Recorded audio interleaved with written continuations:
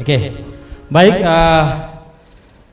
Hari ini kita akan belajar bagaimana kita bertekun dalam iman dan teguh dalam pengharapan. Okay, this afternoon we will learn about how we persevering in faith and steadfast in hope. Ya, jadi kita lihat dulu, ya. Saya jelaskan sedikit saja. Apa itu kita bertekun dalam iman dan teguh dalam pengharapan? What is persevering in faith and steadfast in hope? Oke, baik. Tekun dalam iman berarti rajin.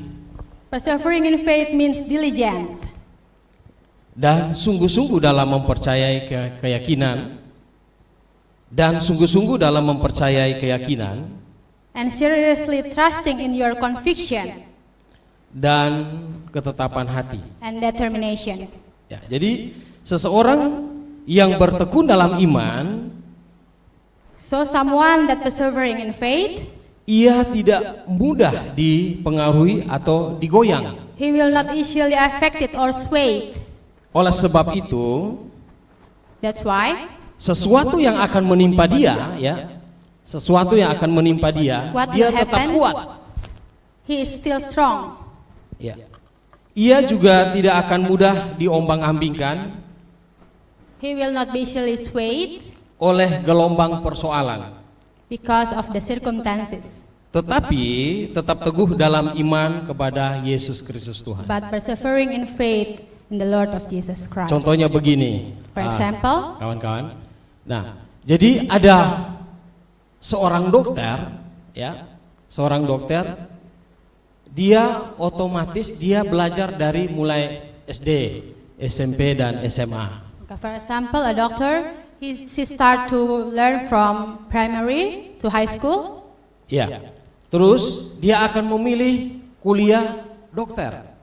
And she will choose to study medical like me. Walaupun even though dia tes, biasanya kalau kita mau masuk kuliah ada tes, ya. Ada biasanya ada tes, misalnya kita mau tes guru. Kita juga daripada itu, kalau misalnya kan ada biasanya ada dua pilihan. Jadi kalau tidak lulus guru, kita lulus dokter, atau tidak lulus dokter kita jadi guru. Okay. Generally we have two options. If the first one we cannot enter it, so we choose the second one. Iya. Tetapi dia tetap bertekad untuk mau jadi dokter. But he still want to be a doctor. Ya, itu namanya bertekun di dalam iman. Dia mempercaya sesuatu akan dia dapati, ya. That means persevering in faith, trust that it will.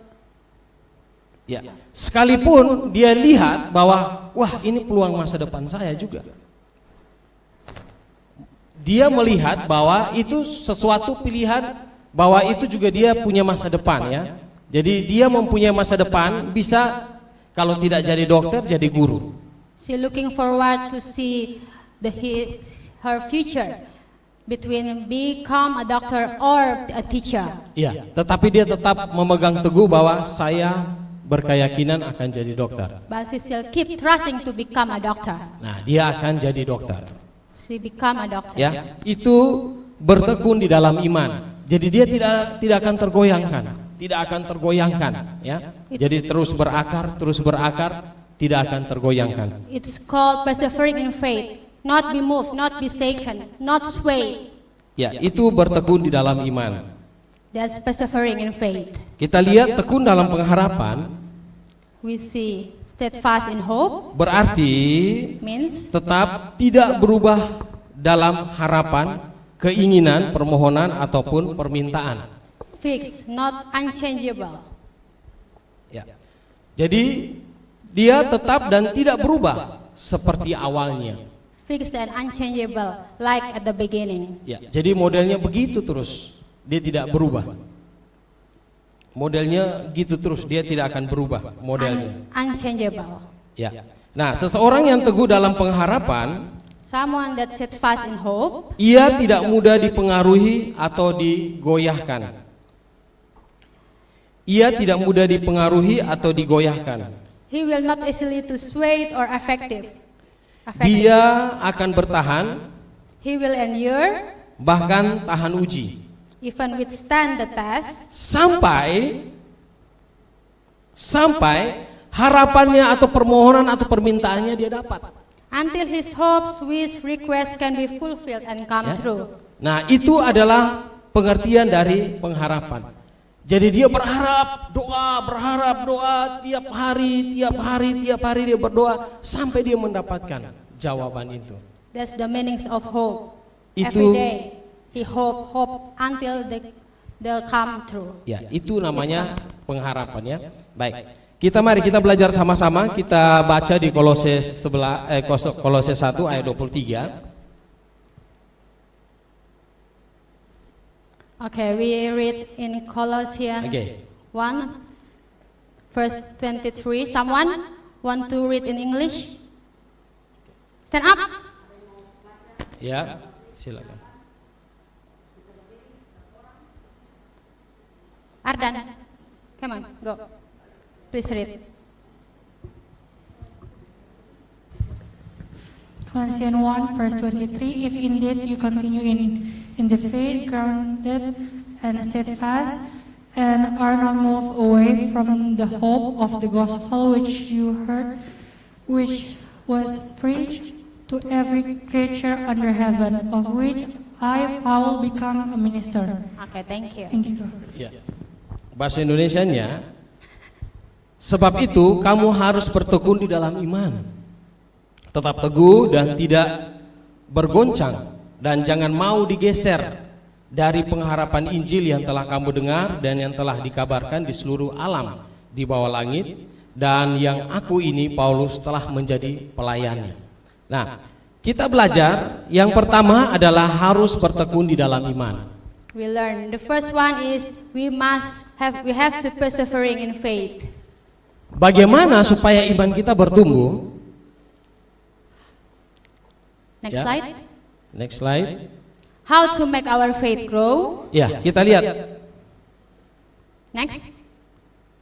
In Romans chapter 10 verse 17. Ya, kita lihat Roma 10 ayat 17.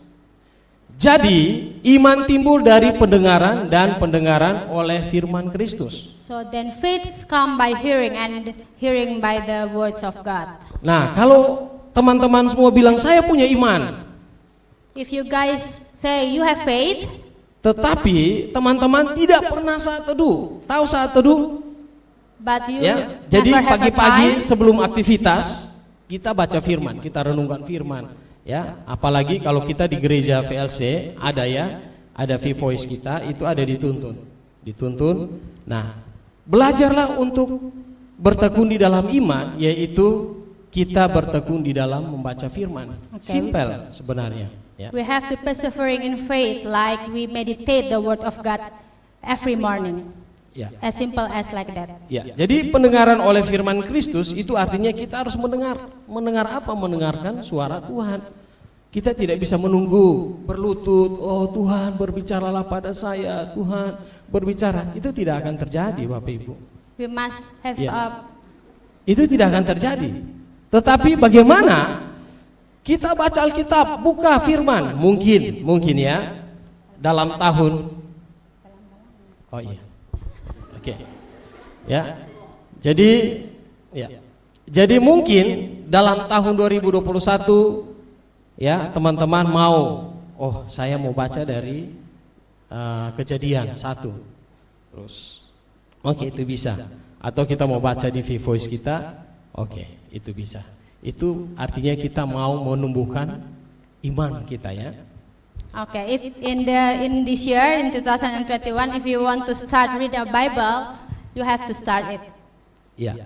Nah, next kita lihat dalam Ibrani 11 ayat 6. Okay, we read in Hebrews 11 verse 9, Ya. 6, sorry. Dikatakan begini, tetapi tanpa iman tidak mungkin orang berkenan kepada Allah. But without faith, it is impossible to please Him. Kenapa tidak berkenan kepada Allah? Why not please Him? Karena Allah saja tidak kelihatan. Kamu percaya? Because God is invisible. Are Ya you kan? trust Him? Kalau kita omong begitu ya, wah Allah di mana? Tuhan di mana? If you say, where is God? Saya tidak melihat. I not see Him. Kalau Joni saya melihat, If Pastor Johnny, I see Him. saya percaya. I trust Him. Tapi Tuhan di mana? But where is the Lord? Dengan apa kita bisa mempercaya ada Tuhan? Which way we can trust in Him? Bacalah firman Tuhan. Read the Word Engkau of akan God. mengalami mujizat-mujizat, engkau akan mengalami terobosan dalam hidupmu. Amen. Amen. Amen. Meditate Yeah. the Word of God so you can. Ya, baik. Nah, dikatakan sini mengapa kita harus membaca Alkitab setiap hari? Okay. Why we must to read the Bible every day, meditate the words of God every day? Itu karena semua merupakan perintah dari Tuhan. Because it is all of it a command of God. Ya. Seperti tertulis dalam 1 Timotius 4 Like written in ayat 1 Timothy 4:13, till I come, give attention to reading, to exhortation, to doctrine. Ya. Sementara itu, sampai aku datang, bertekunlah dalam membaca Alkitab, membaca kitab-kitab suci, dan membangun dan dalam mengajar. Ya. Jadi kita sebelum Tuhan datang, mari kita baca terus. Jadilah kebiasaan untuk kita merenungkan firman Tuhan. Ya. Bahkan melalui Injil atau Alkitab itu dapat memperbaiki kesalahan kita. Mungkin Through the cara word ngomong of kita, God, the word of God can change our habit, ya, memperbaiki kelakuan kita, fix our character, ya, tingkah laku kita, our habit, mungkin hubungan antara sahabat bersahabat our relationship. ada di dalam Alkitab semua, Bapak. Minta maaf, All teman-teman. is written in the Bible, guys. Not Bapak Ibu. Ya, ya. Saya terbiasa dengan di sekolah, jadi, ya, jadi saat kita baca firman Tuhan itu akan memperbaiki kelakuan kita. Okay, when Yeah. we start to read the Bible, meditate the Word of God, it will change our habit. Ya, misalnya ada yang masih bertobat setengah-setengah, kau baca saja Alkitab. You guys that are half trusting in God, you must have to meditate the Word Ya, of God. di situ kau akan dapatkan kebenaran yang sejati. Amin. You will find the eternal, the Okay. true truth. Baik. Seperti ditulis di dalam 2 Timotius 3 ayat 16 itu dikatakan bilang begini. Okay, we Segala read. tulisan yang diilhamkan Allah memang bermanfaat untuk mengajar, untuk menyatakan kesalahan, untuk memperbaiki kelakuan dan untuk mendidik orang di dalam kebenaran.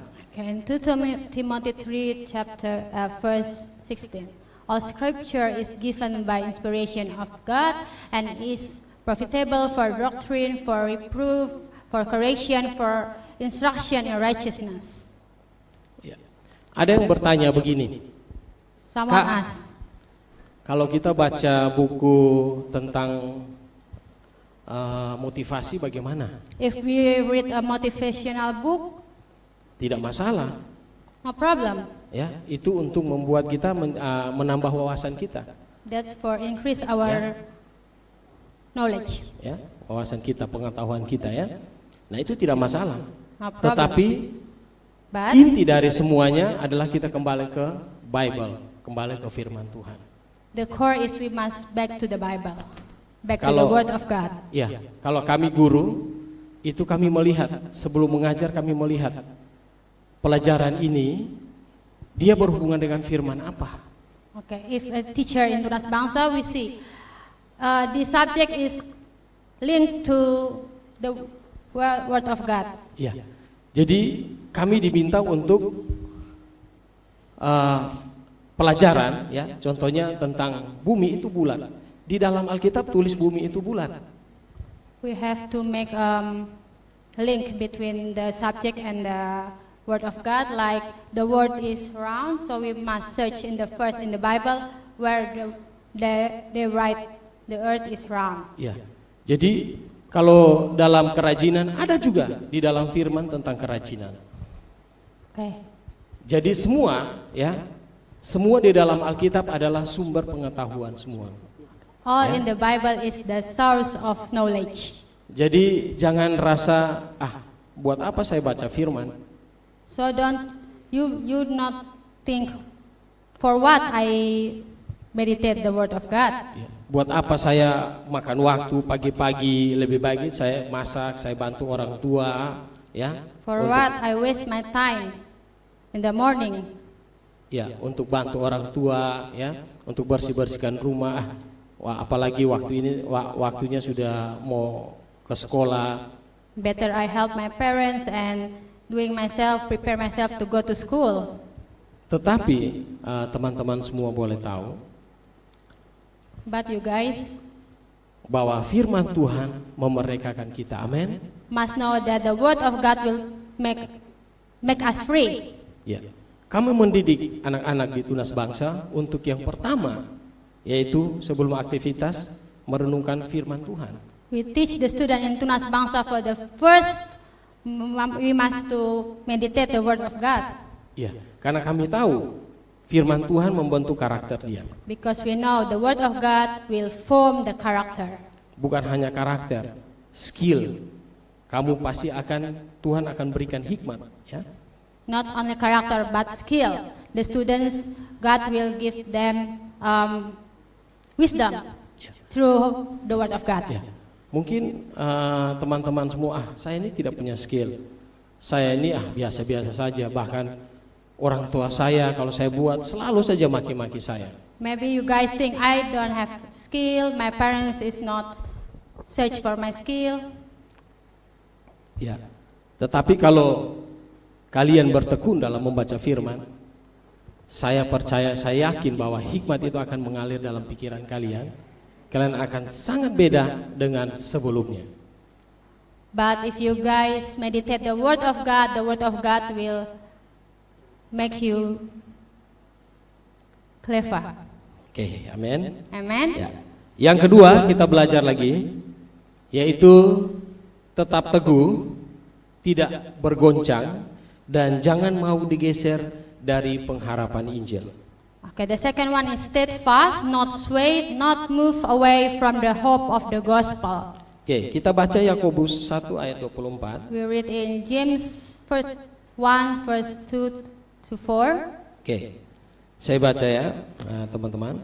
Saudara-saudaraku, anggaplah sebagai suatu kebahagiaan apabila kamu jatuh ke dalam berbagai-bagai pencobaan, sebab kamu tahu bahwa ujian terhadap imanmu itu menghasilkan ketekunan, dan biarlah ketekunan itu memperoleh buah yang matang, supaya kamu menjadi sempurna dan utuh dan tak kekurangan suatu apapun. My brethren, count it all joy when you fall into various trials, knowing that the testing of your faith produces patience. But let patience have its perfect work, that you may be perfect and complete, lacking nothing. Ya, ini diajarkan Rasul Paulus, ya, mengajarkan dalam Yakobus 1 ayat 24 ini dikatakan tetap teguh dan tidak bergoncang. Malah Rasul Paulus bilang begini, anggaplah suatu kebahagiaan apabila kamu jatuh dalam berbagai-bagai pencobaan. Okay, the Apostle Paul said in James that steadfast in hope, not be moved away. Ya. Rasul Paulus ya menekankan di sini bahwa anggaplah suatu kebahagiaan. Wah, kalau suatu kebahagiaan kita jatuh dalam dosa ini, aduh kan kasihan ya. Kita rasa kecewa, rasa marah. Tetapi Rasul Paulus dikatakan bahwa anggaplah sebagai suatu kebahagiaan apabila kamu jatuh ke dalam berbagai-bagai pencobaan. Tetapi jangan keenakan dalam dosa. Okay. Paul said that you have to face all that happen with joy.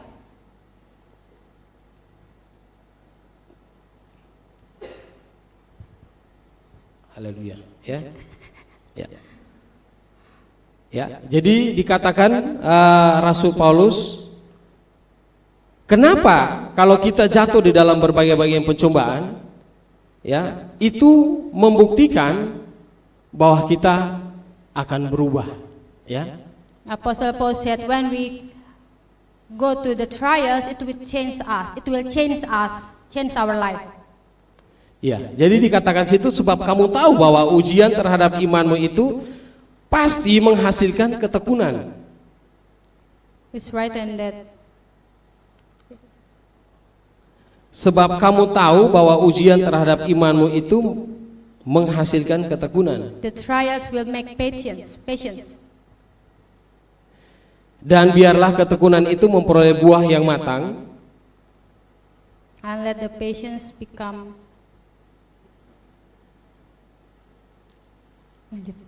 ya. Lanjut. Supaya kamu menjadi sempurna, utuh dan tak kekurangan suatu apapun. So you can complete in Him. Nah, kita lihat. Orang percaya itu harus menghadapi semuanya ini dengan sukacita karena pengujian akan pengembangan iman yang tabah. Ya. Okay, we see the believers have to face all that happen with joy. Ya.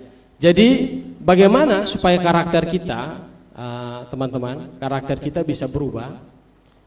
Itu harus ada pengujian. Ya. Be changing is we have to enter in the trials. Ya, jadi supaya karakter kita berubah, kita harus masuk di dalam pengujian. Nah, seperti kita mau naik kelas nih, ya, kita mau naik tingkatan kuliah. We have to take a test, Ya. so our character will be changed. Ya, jadi kita mau naik semester, kita harus ada namanya ujian, betul ya?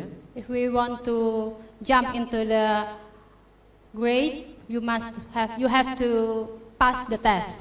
Itu membuktikan kalau kita sudah naik tingkatan, itu membuktikan kita sudah lewati ujian. That's proof. If you only jump to the grade, the high grade, it's a proof that you already passed the test. Ya. Jadi saat kita naik tingkatan, kita tahu bahwa kita sudah diuji. Ya, kita sudah diuji, kita naik tingkatan. Nah, dikatakan di sini bahwa bagaimana supaya orang-orang muda menjadi dewasa di dalam roh, ya, itu dia akan mengalami namanya pencobaan-pencobaan. Amin. Ya. Jadi teman-teman semua, kalau kita dapat pencobaan, itu kita percaya bahwa kita akan naik level.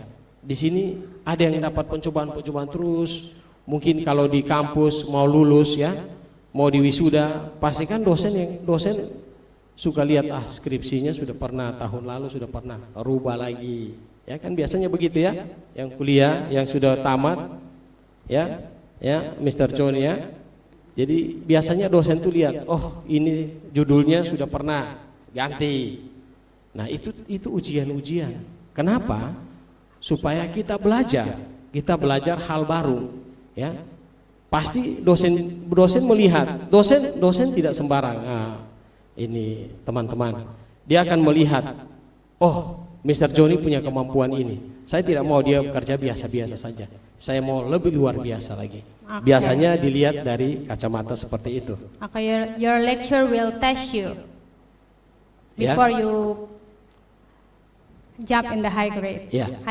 Ya. Jadi coba kita baca di 1 Tesalonika 3 ayat 3. We read in 1 Thessalonica 3 verse 3. Supaya jangan ada orang yang goyang imannya karena kesusahan-kesusahan ini. Kamu sendiri tahu bahwa kita ditentukan untuk itu. Okay, that no one should be shaken by this affliction, for you yourself know that we are appointed to this. Ya. Kita baca lagi next 1 Tesalonika 3 ayat 8. 1 Thessalonica. Sekarang kami hidup kembali, For now we live asal saja if you stand fast in the Lord. kamu berdiri teguh di dalam Tuhan. If you stand fast in the Lord. Ini diceritakan begini. Rasul Paulus ya mengirim ya, mengirim Timotius ke Tesalonika ya. The Apostle Jadi, Paul sent Timotheus to Thessalonica. Sebagai rasul ya, pemimpin, dia akan sangat senang mendengar bahwa gereja di Tesalonika itu bertumbuh. As a leader, he will rejoice if he know that church in the Thessalonica is growing. Apalagi pada zaman itu, At the time, itu terjadi terjadi pembantaian, terjadi pengejaran orang-orang Kristen ya, orang bilang orang-orang takut akan Tuhan, itu dikejar, mau dibasmi. Tetapi dikabarkan bahwa mereka mempunyai iman yang teguh. Mereka tetap mempercayai Yesus Kristus sebagai Tuhan dan Juru Selamat mereka. At the time there's a war between the nation, but Apostle Paul said that you must stand fast, cling firmly. Ya, itu membuktikan bahwa mereka mempunyai keteguhan yang teguh ya. That's proof they have a hope. Di dalam 2 Korintus 13 ayat 5, In 2 Corinthians 12 verse 5, dikatakan begini, ujilah dirimu sendiri, apakah kamu tetap teguh di dalam iman? Selidikilah dirimu, apakah kamu tidak yakin akan dirimu bahwa Kristus Yesus ada di dalam dirimu? Sebab jika tidak demikian, kamu tidak tahan uji.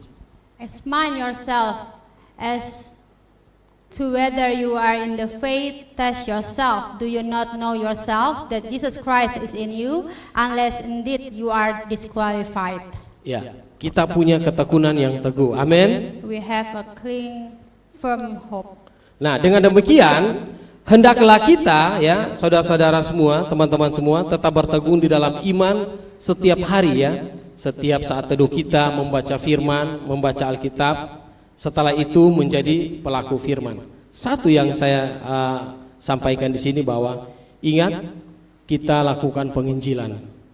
Okay, you have to persevering in faith, meditate the words of God, and share the gospel. Ya, jadi mari kita turun penginjilan, beritakan firman kebenaran buat saudara-saudara kita, sahabat-sahabat kita di sekolah, di kampus kita.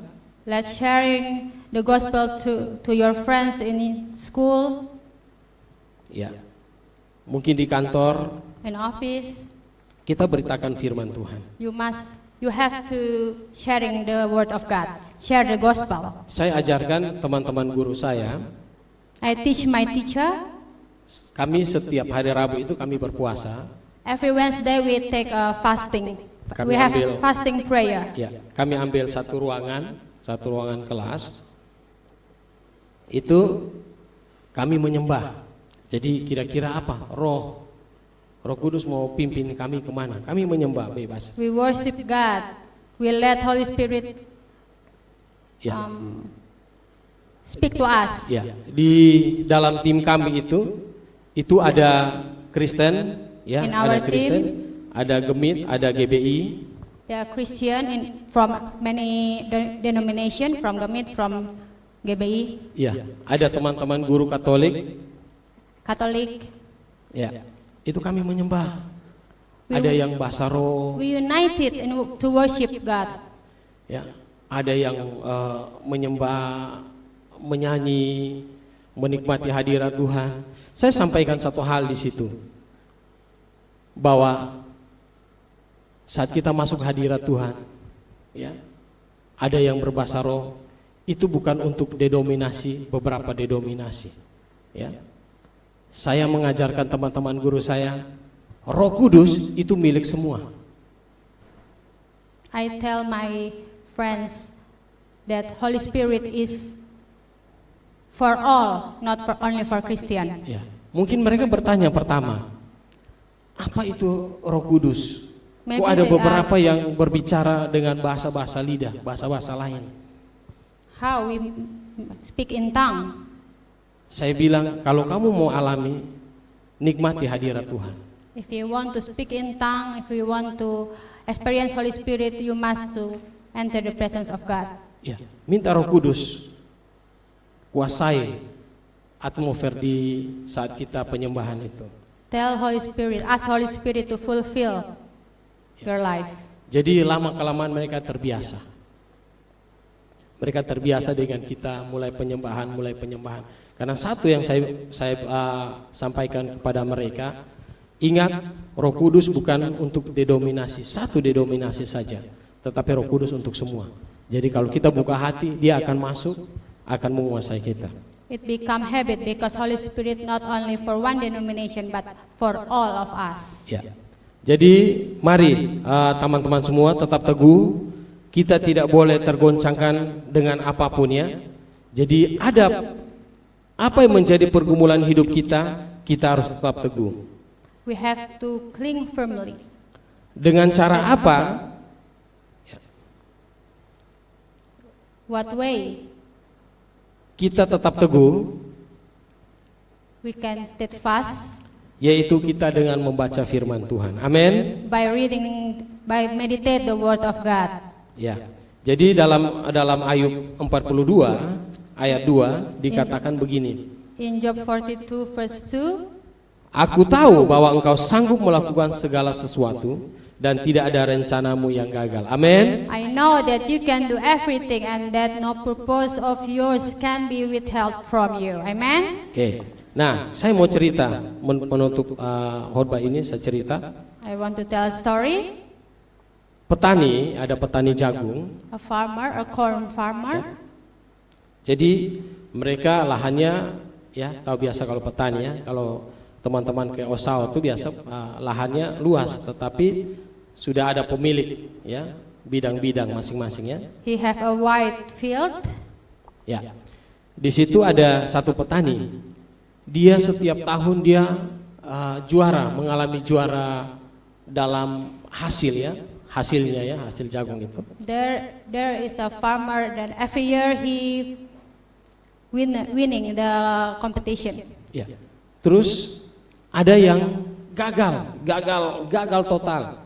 But there's also have a farmer that failed. Ya. Terus diwawancara si petani yang sukses itu. They asked the successful farmer. Pewawancara bilang begini, Pak Petani, kenapa Pak Petani punya hasil setiap tahun ini bagus sekali? They asked farmer, Mister, why your crops is successful every year? Ya. Terus yang sebelah itu hasilnya kurang bagus. But your neighbor is not good as like yours. Bisa ceritakan pada kami kira-kira ada resep apa yang Pak lakukan? Can you tell us what the secret? Pak Petani bilang begini, The farmer say, saya memakai bibit yang unggul. I use the great seeds. Ya. Saya memakai bahan penangkal apa ya? Biasa kalau ini supaya jangan ada hama ya. Pesticide. Ya, pestisida ya. Bilang pakai bahan-bahan yang unggul. I use the best pesticide. Ya. Satu yang dia katakan begini.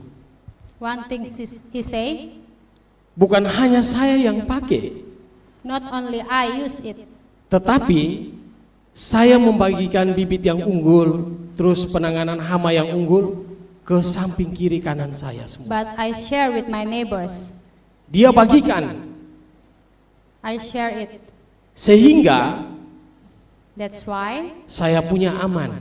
Jadi saya bagikan. Jadi yang sebelah dia tidak kena hama. Kenapa? Karena dia pakai yang unggul juga, penanganan hama yang unggul dan juga bibit yang unggul, sehingga dia punya terproteksi, sehingga hasilnya unggul setiap tahun. okay, he shared the seeds, so around him is all success. Ya.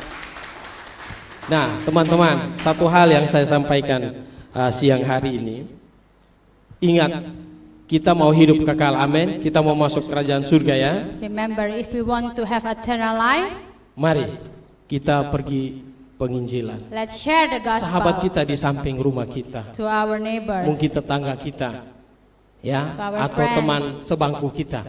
Saya jujur, saya bertobat gara-gara teman saya, Mr. Johnny. I repent because of Kak Joni. Ya, itu ada beberapa timnya, ya, kejar saya terus. Saya satu kaki dengan Mr. Johnny di kelas 1 SMA. Kami dua tidak bertobat di kelas 1, tapi kelas 2 dia duluan bertobat. Akhirnya karena sahabat ya, biasanya kan begitu ya, sahabat, dia juga injili saya, akhirnya saya terima Yesus. Ya, nah kita lakukan itu. Mari teman-teman, kita lakukan itu. Jangan saja kita menikmati surga, kasihan teman-teman kita tidak jangan sampai ya kita sudah bagus ya, kita sudah aman. Hati-hati, biasanya gulma ya, tahu gulma ya, rumput ya, ilalang ya, itu tumbuh di samping dari tanaman pokok. Jangan sampai cabut itu gulma, kita juta cabut. Hati-hati. Supaya kita tidak tercabut, kita injili itu supaya dia juga jadi tanaman yang produktif. Amin. Amin.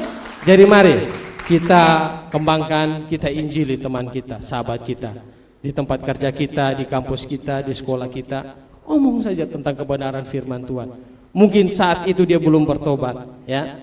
Saat Bapak Ibu, saat teman-teman semua berbicara, dia belum bertobat. Tapi tenang, saat firman ditaburkan, dia akan pikir terus. Dia akan pikir terus. Dan satu saat, waktu yang ditetapkan oleh Tuhan, dia juga bagian dalam kerajaan surga. Amin. Amin. Oke. Ya, minta maaf Dr. Resti, karena kalau saya tahan-tahan nanti terpotong-potong. Biasa Oke. ya. Oke. It's Go. okay ya. Oke. Baik. Bapak Ibu, teman-teman semua minta maaf. Ya. Jadi next ya. week you must share always here because so Okay. you not tell them Bapak Ibu. Oke. Jadi mari jangan biarkan dunia ini sampai mau menggeser posisi kita ya, pengharapan kita. Ingat bahwa hidup kekal ya. Kita harus capai hidup kekal. Sebab muara dari kehidupan kita, khususnya kehidupan kerohanian kita, hanya satu, yaitu surga. Amin. Mari kita berdoa. Let's pray. Ya. Tuhan, The Lord, kami mau hidup di dalam hadirat Tuhan. we want to living in your presence. Kami mau terus bertekun di dalam iman We want to persevering in faith dan teguh di dalam pengharapan kami. and steadfast in hope Sebab kami tahu Tuhan, because we know di dalam Tuhan ada pengharapan yang besar. in you there is a great hope Bukan hanya memerdekakan kami Tuhan, that not only make us free tetapi saudara-saudara kami juga dimerdekakan. but also our Pakai kami family. Tuhan Use us, menjadi alat untuk memberitakan firman Tuhan. become your tools to share Berkati kami siang hari ini Tuhan Bless Yesus. us Lord, Kami siap untuk melakukan apa menjadi perintah Tuhan. we're ready to